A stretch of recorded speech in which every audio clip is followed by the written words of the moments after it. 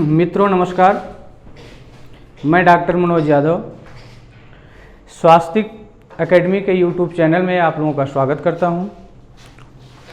और इसी के साथ इसी क्रम में स्वास्तिक एकेडमी के संस्थापक DK सर का भी मैं स्वागत करता हूं और स्वास्तिक एकेडमी से जुड़े समस्त अध्यापक एवं अध्यापिकाओं, छात्र एवं छात्राओं का मैं स्वागत एवं अभिनंदन करता हूं। मित्रों, मैं आज इस प्लेटफॉर्म से आप लोगों को TGT, PGT, नेट JRF और GIC प्रवक्ता के समस्त पाठ्यक्रम को कवर करूंगा। सर्वप्रथम मैं TGT, PGT में हिंदी साहित्य के पाठ्यक्रम को आज आप लोगों के सामने प्रस्तुत करने जा रहा हूं, क्योंकि एक ही क्लास में हिंदी साहित्य के और हिंदी साहित्य में और उसके साथ व्याकरण, काव्यशास्त्र और काव्यशास्त्र के साथ साथ भाषा विज्ञान के पाठ्यक्रम को कवर करना थोड़ा सा मुश्किल है।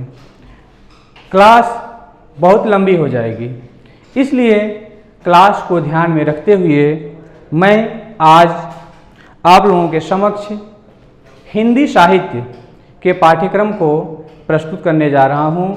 और इसी क्रम में मैं जब व्याकरण की क्लास चलेगी, काव्यशास्त्र की क्लास चलेगी, भाषा विज्ञान की क्लास चलेगी, तो पहली क्लास में जो है कि भाषा विज्ञान, व्याकरण और काव्यशास्त्र के पाठ्यक्रम को सर्वप्रथम जो है कि वरीयता दी जाएगी, पाठ्यक्रम को बताया जाएगा। इसके बाद जो है कि आगे की क्लास बढ़ाई जाएगी। तो मित्रों, आज मैं आप लोगों के समक्ष हिंदी साहित्य का प्रारंभ करने जा रहा हूँ, हिंदी साहित्य को शुरू करने जा रहा हूँ। तो हिंदी साहित्य को शुरू करने से पहले मैं आप लोगों को हिंदी साहित्य के समस्त पाठ्यक्रम से अवगत कराना चाहता हूँ कि हिंदी साहित्य का पाठ्यक्रम क्या है, किस मार्ग से चल करके, किस तरह से हम लोग स्टेप बाय स्टेप चल करके समस्त हिंदी साहित्य को कवर कर पाएंगे। इसलिए जो है किसी भी साहित्य को पढ़ने के लिए या किसी भी टॉपिक को पढ़ने के लिए पहले उस टॉपिक के पाठ्यक्रम को जानना अति आवश्यक होता है। इसलिए मैं आप लोगों के समक्ष आज हमारी इस प्लेटफॉर्म पे पहली क्लास है और पहली क्लास में जो है मैं हिंदी साहित्य के पाठ्यक्रम को प्रस्तुत करूंगा। पाठ्यक्रम पूरी तरह से समझ जाने के बाद, बताने के बाद जो है जब हमारी अगली क्लास होगी तो उसमें हिंदी साहित्य की शुरुआत की जाएगी। आदिकाल से हिंदी साहित्य को प्रारंभ किया जाएगा, लेकिन आज पहली क्लास होने के कारण जो है कि समस्त हिंदी साहित्य के पाठ्यक्रम को समझना अति आवश्यक है। तो मित्रों, आज मैं जो है आप लोगों के समक्ष हिंदी साहित्य का पाठ्यक्रम प्रस्तुत करता हूं।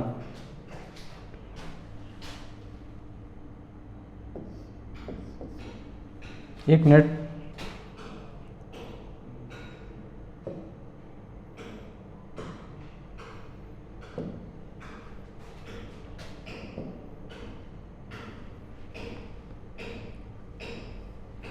हाँ, देखिए मित्रों, हिंदी साहित्य का पाठ्यक्रम क्या है।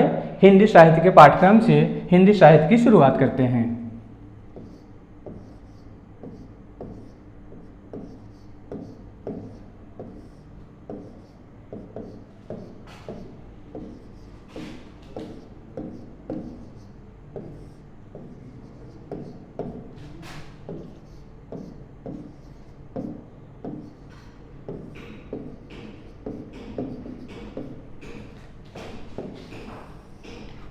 ये रहा मित्रों हिंदी साहित्य का पाठ्यक्रम। तो हिंदी साहित्य में सर्वप्रथम जो है कि हिंदी साहित्य को विभिन्न कालों में विभाजित किया गया है। तो उन विभिन्न कालों में से पहला काल कौन सा आता है? आदिकाल। हिंदी साहित्य का पहला काल आदिकाल कहलाता है।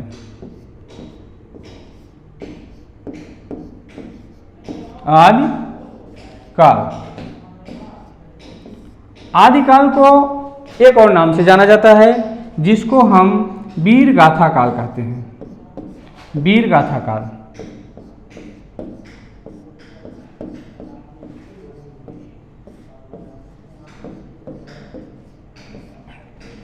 यहां से जो है हिंदी साहित्य की शुरुआत होती है आदिकाल से। आदिकाल से हिंदी साहित्य की शुरुआत होती है। आदिकाल को वीरगाथा काल के नाम से भी जाना जाता है। अध्ययन की सुविधा की दृष्टि से, अध्ययन की सुविधा की दृष्टि से आदिकाल को मुख्यतः 6 भागों में विभाजित किया गया है। कितने भागों में विभाजित किया गया है? 6 भागों में विभाजित किया गया है। तो इसका पहला पार्ट कौन सा है? सिद्ध साहित्य। सिद्ध साहित्य। दूसरा है नाथ साहित्य।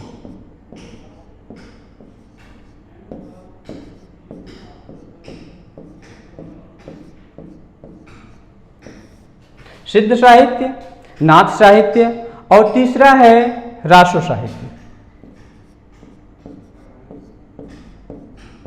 रासो साहित्य।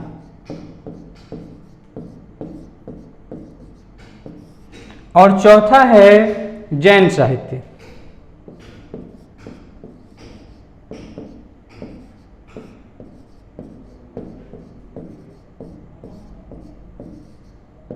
जैन साहित्य। आगे इसी क्रम में 5वां है लौकिक साहित्य।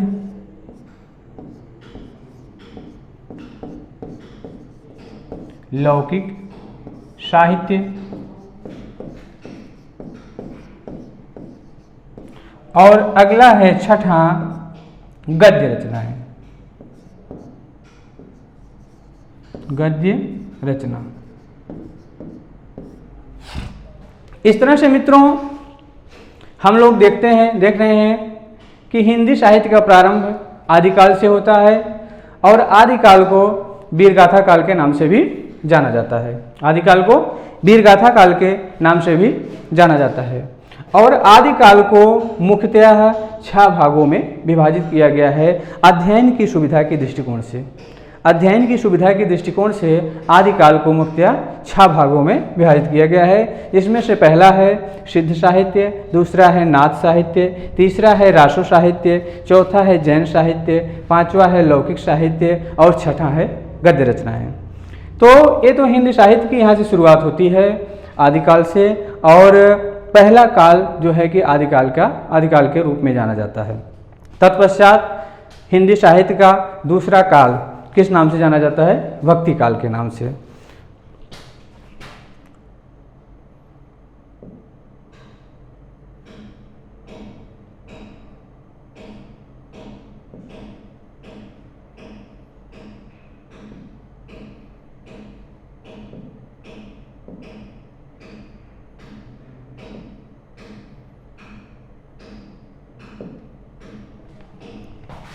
मित्रों सर पेज कहाँ से बढ़ता है सर आगे? इसी पे यहाँ से बढ़ने का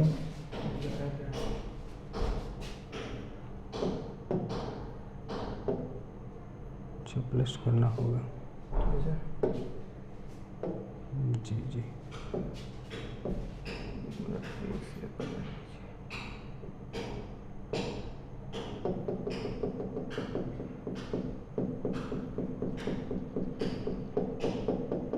बस बहुत हो गया।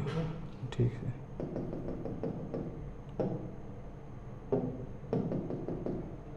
इसको ठीक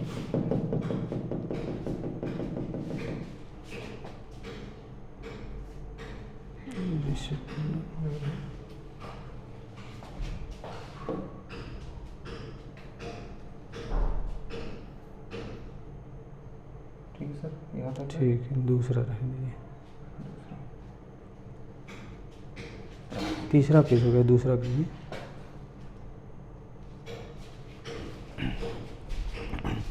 हाँ तो देखिए मित्रों, इस तरह से हिंदी साहित्य के प्रारंभ में, हिंदी साहित्य का प्रारंभ आदिकाल से हुआ और इसके पश्चात जो है कि हिंदी साहित्य का दूसरा काल जो है वह भक्ति काल के नाम से जाना जाता है। किस नाम से जाना जाता है? भक्ति काल के नाम से।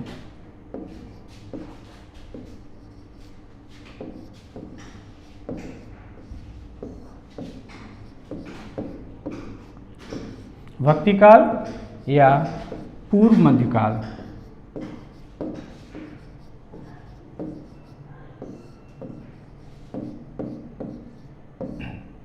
हिंदी साहित्य का दूसरा काल जो है भक्ति काल या पूर्व मध्यकाल के नाम से जाना जाता है। अब आदिकाल की तरह जो है कि अध्ययन की सुविधा के दृष्टिकोण से भक्ति काल को भी कई भागों में विभाजित किया गया है। तो भक्ति काल को मुख्यतः दो भागों में विभाजित किया गया है। पहला कौन सा है? निर्गुण भक्ति।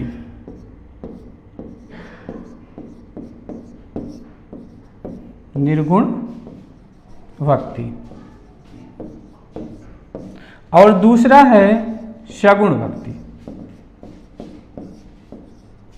सगुण भक्ति। तो भक्ति काल को अध्ययन की सुविधा के दृष्टिकोण से दो भागों में विभाजित किया गया। पहला है निर्गुण भक्ति और दूसरा है सगुण भक्ति। तो इसी क्रम में निर्गुण भक्ति को भी पुनः दो भागों में विभाजित किया गया है। निर्गुण भक्ति को भी दो भागों में विभाजित किया गया है। तो इसमें पहला है ज्ञानाश्रयी शाखा।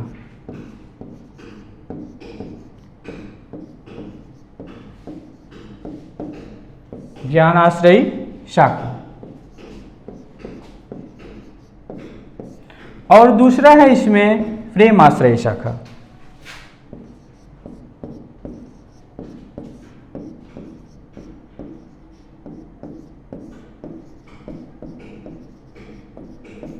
इसी तरह से जो है कि सगुण भक्ति को भी दो भागों में विभाजित किया गया है। तो सगुण भक्ति को जो है कि नंबर 1 है राम भक्ति शाखा।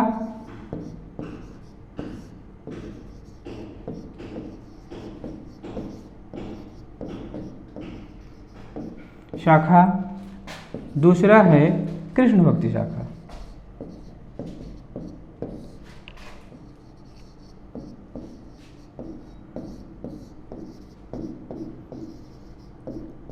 कृष्ण भक्ति शाखा। तो ये तो हुआ मित्रों जो है कि भक्ति काल का विभाजन। पहला हुआ आदिकाल, आदिकाल या वीरगाथा काल, और दूसरा हुआ भक्ति काल या पूर्व मध्यकाल। तो भक्ति काल को पुनः सर्वप्रथम दो भागों में विभाजित किया गया, निर्गुण भक्ति धारा और सगुण भक्ति धारा। पुनः जो है कि निर्गुण भक्ति धारा को दो भागों में विभाजित किया गया, ज्ञानाश्रयी शाखा और प्रेमाश्रयी शाखा। तो ज्ञानाश्रयी शाखा के प्रमुख कवि के रूप में कबीरदास को जाना जाता है। ज्ञानाश्रयी शाखा के प्रमुख कवि कबीरदास। इसी क्रम में प्रेमाश्रयी शाखा के प्रमुख कवि मलिक मोहम्मद जायसी जी हैं। इसी क्रम में जो है कि सगुण भक्ति धारा को भी जो है कि दो भागों में विभाजित किया गया। राम भक्ति शाखा के प्रमुख कवि जो है कि गोस्वामी तुलसीदास जी, और कृष्ण भक्ति शाखा के प्रमुख कवि जो है कि सूरदास जी। तो ये तो हुआ दूसरा हिंदी साहित्य का दूसरा विभाजन। पहला हुआ आदिकाल, दूसरा हुआ भक्ति काल। इसी क्रम में जो है कि अगला विभाजन रीतिकाल, नंबर 3 पे आएगा रीतिकाल।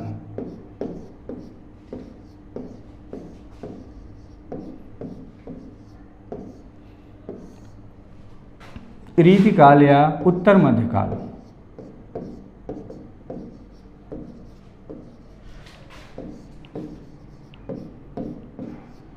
रीतिकाल या उत्तर मध्यकाल। रीतिकाल को उत्तर मध्यकाल के नाम से भी जाना जाता है। तो इसी तरह से अध्ययन की सुविधा की दृष्टि से जो है कि रीतिकाल को भी 3 भागों में विभाजित किया गया है। रीतिकाल को भी 3 भागों में विभाजित किया गया है। इसमें पहला कौन सा है? रीतिबद्ध शाखा।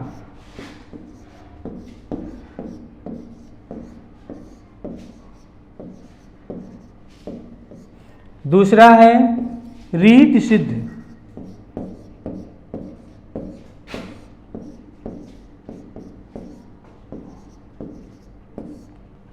और तीसरा है रीति मुक्त।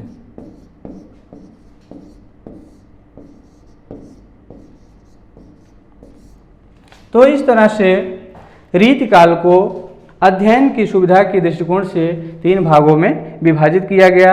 इसका पहला भाग है रीतिबद्ध, दूसरा है रीति सिद्ध और तीसरा है रीति मुक्त। इसी क्रम में जो है कि हिंदी साहित्य का अगला भाग जो है आता है वह क्या है, आधुनिक काल। अगले भाग पर चलते हैं। हिंदी साहित्य का अगला भाग कौन सा है, आधुनिक काल।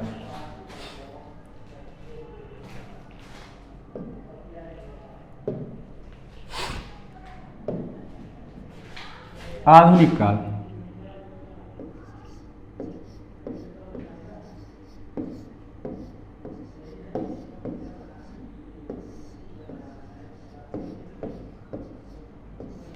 आधुनिक काल, आधुनिक काल को भी इसी तरह से कई भागों में विभाजित किया गया है। आधुनिक काल को भी कई भागों में विभाजित किया गया। तो आधुनिक काल को सर्वप्रथम पहला कौन सा है इसमें, भारतेंद्र युग।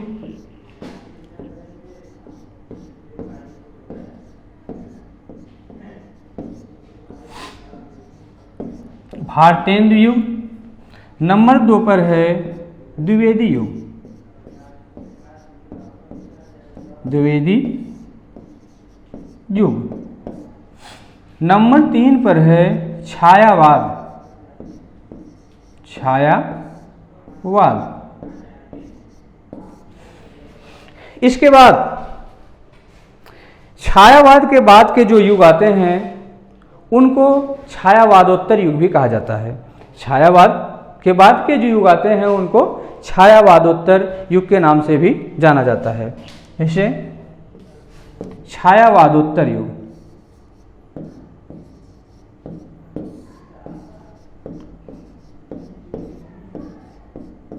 छायावादोत्तर युग। तो छायावादोत्तर युग में कौन कौन से युग आते हैं? छायावादोत्तर के अंतर्गत आ जाएगा प्रगतिवाद, नंबर 4 पे प्रगतिवाद।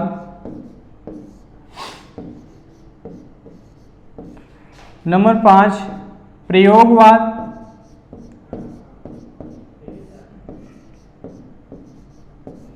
इसके बाद नंबर 6 पे प्रगतिवाद, प्रयोगवाद, नई कविता। नई कविता। इसी प्रगतिवाद, प्रयोगवाद, नई कविता। तो प्रयोगवाद और नई कविता के बीच, प्रयोगवाद और नई कविता के बीच एक छोटा सा युग और भी आता है जिसे क्या कहते हैं, नकेनवाद। यहीं पर नकेनवाद।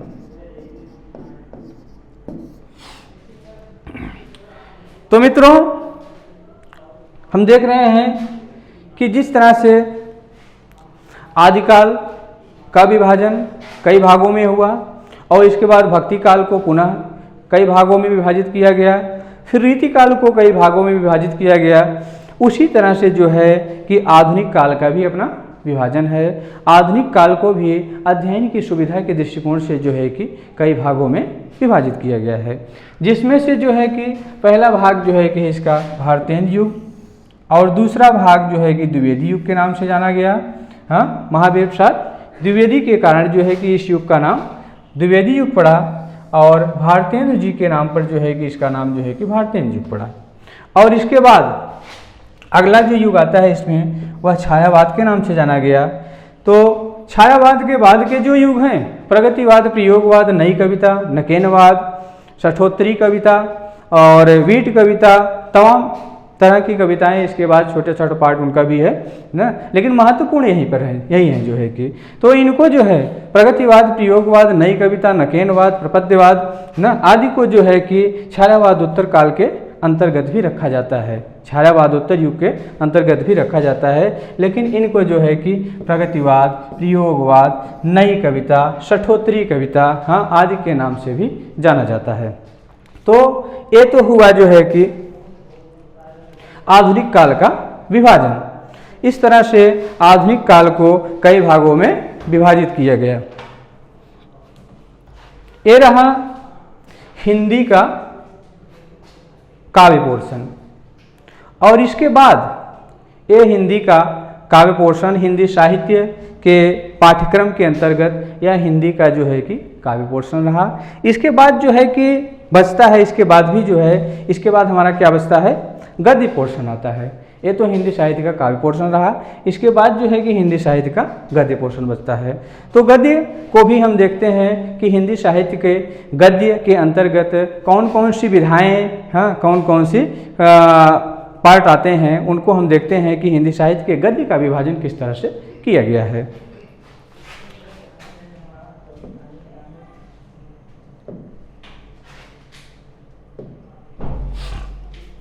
तो हिंदी गद्य साहित्य के अंतर्गत हिंदी का गद्य साहित्य,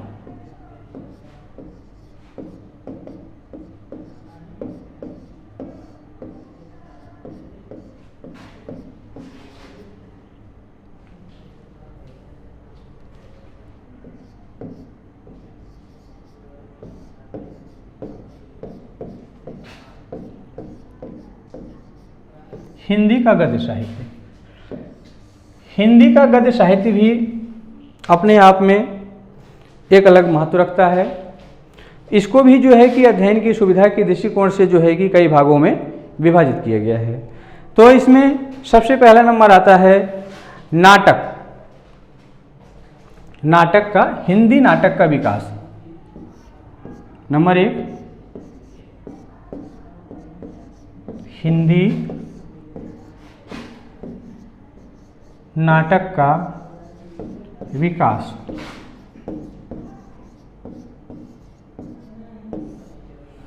नंबर 2 इसी में आता है नाटक के बाद एकांकी का नंबर, एकांकी। हिंदी नाटक हुआ नंबर 2 पर, हिंदी एकांकी। और इसके पश्चात जो है कि हिंदी कहानी का विकास। नंबर 3, हिंदी कहानी का विकास, हिंदी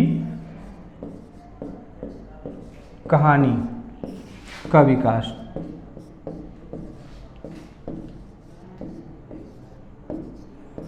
हिंदी कहानी के बाद जो है कि इसी में आ जाएगा हिंदी उपन्यास का विकास।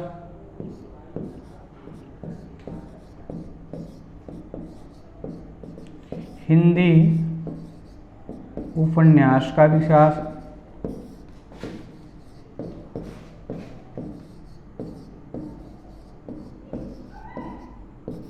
हिंदी उपन्यास का विकास। इसके बाद इसी क्रम में जो है कि नंबर 5 पे हिंदी आलोचना।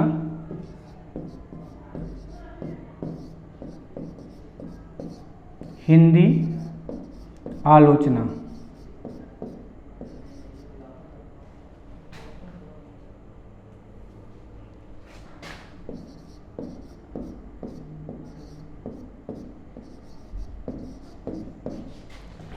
ये हुई हिंदी गद्य की जो है कि महत्वपूर्ण विधाएं।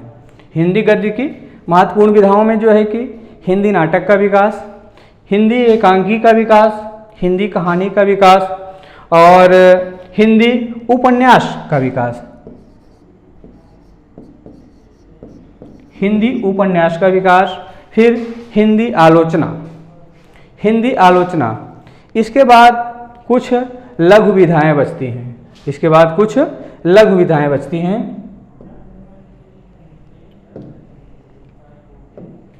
लघु विधाओं के अंतर्गत हिंदी की लघु विधाएं।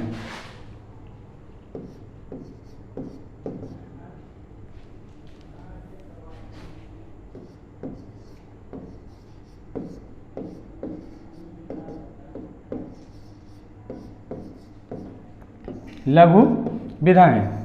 तो लघु विधाओं के अंतर्गत जो है सबसे पहली विधा आती है आत्मकथा। नंबर 1 पर आत्मकथा। नंबर 2 पर जीवनी। नंबर 3 पर जो है कि यात्रा साहित्य। यात्रा साहित्य। नंबर 4 पर रेखा चित्र।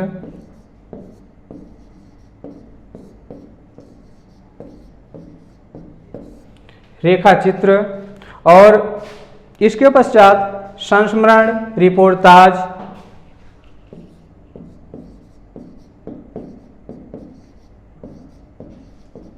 संस्मरण। नंबर 6 पे रिपोर्टाज,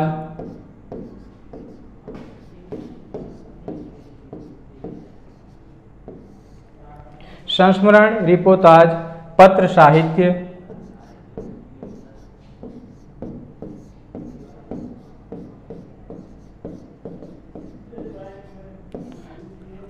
पत्र साहित्य, इंटरव्यू,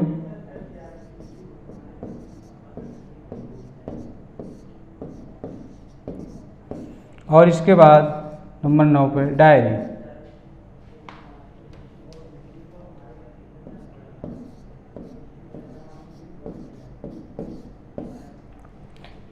इस तरह से हिंदी गद्य साहित्य का विभाजन हुआ।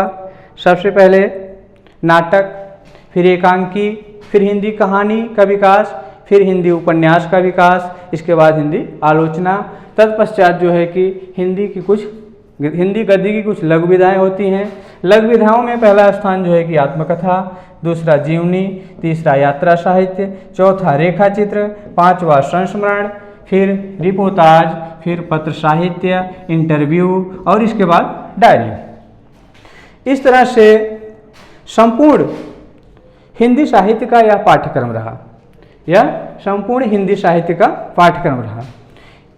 इसके अलावा भी कुछ चीज़ें और बचती हैं जिसको हमें और आपको देखना होगा, उनको भी पढ़ना होगा। इसके अलावा क्या बचता है उसको हम देखते हैं कि इनके अलावा और कौन सी चीज़ें बचती हैं हिंदी साहित्य के अंतर्गत, जिसे जो है कि हमको हिंदी साहित्य के अंतर्गत ही देखना होगा।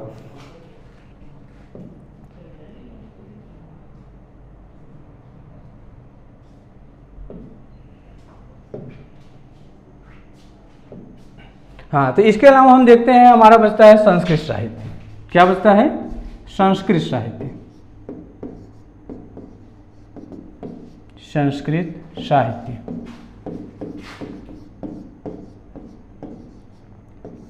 संस्कृत साहित्य के बाद पुरस्कार एवं सम्मान।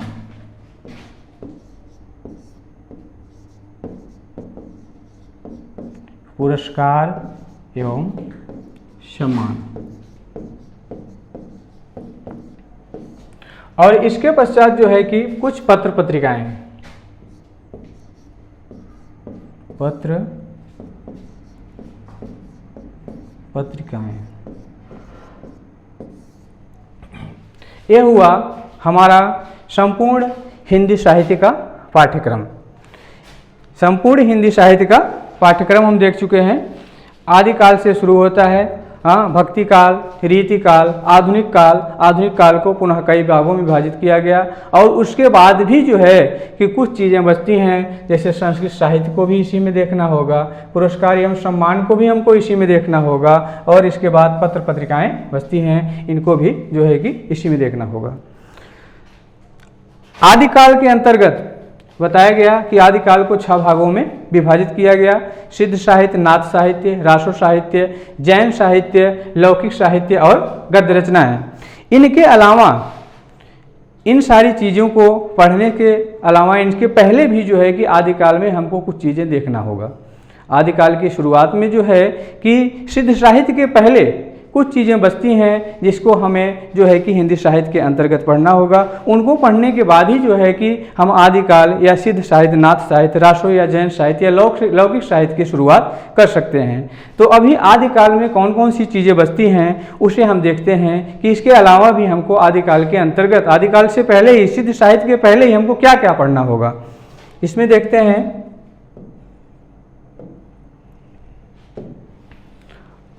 इसमें बचता है हिंदी साहित्य से संबंधित प्रमुख संस्थाएं। हिंदी साहित्य से संबंधित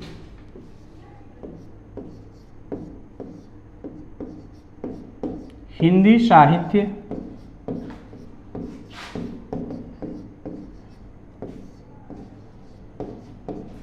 के विकास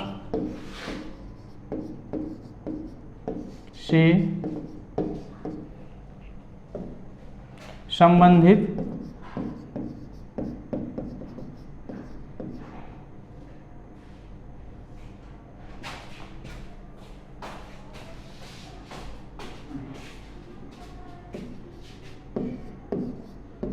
प्रमुख संस्थाएं।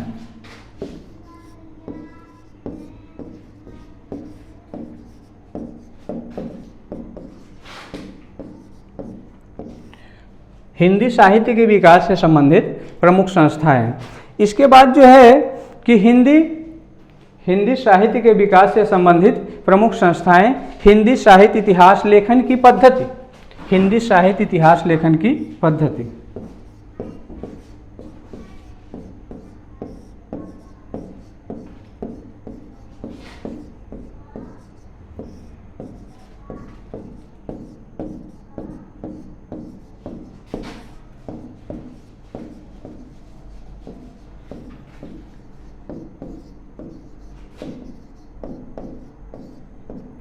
हिंदी साहित्य इतिहास लेखन की पद्धति।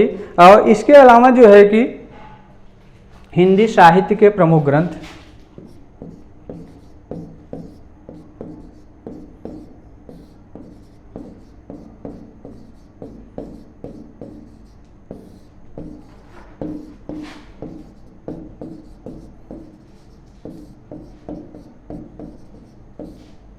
नामकरण इसी में देखना होगा।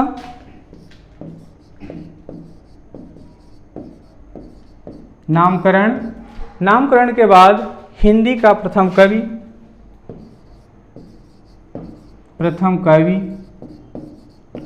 व प्रथम रचना।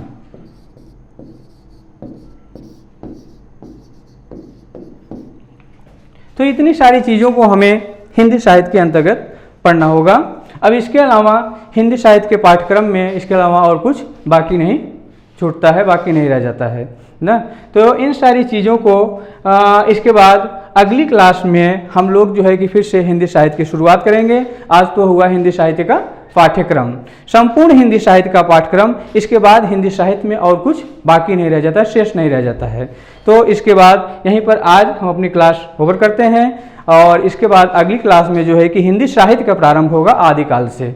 हाँ, हिंदी साहित्य का प्रारंभ आदिकाल से। आदिकाल से क्या जो है कि जो उसके पहले जो है कि हमें पढ़ना है हिंदी साहित्य की से संबंधित कुछ प्रमुख संस्थाएं और जो है कि हिंदी साहित्य इतिहास लेखन की पद्धतियां और हिंदी साहित्य से संबंधित जो पुस्तकें हैं, जो ग्रंथ हैं, उनको इसके पहले देखना होगा। इसके बाद जो है कि हिंदी साहित्य का प्रारंभ होता है आदिकाल से और सिद्ध साहित्य से जो है कि। तो आज की क्लास यहीं ओवर करते हैं, फिर अगली क्लास में शुरुआत होगी हिंदी साहित्य की आदिकाल से जो है कि। धन्यवाद। जय हिंद, जय भारत।